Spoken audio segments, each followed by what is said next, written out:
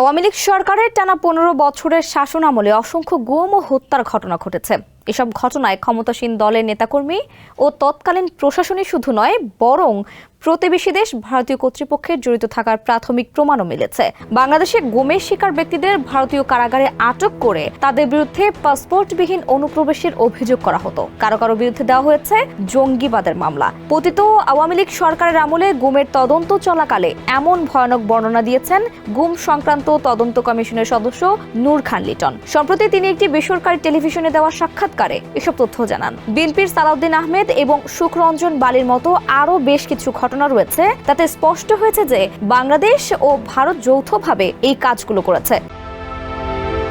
Introducing High Class by Akij Port.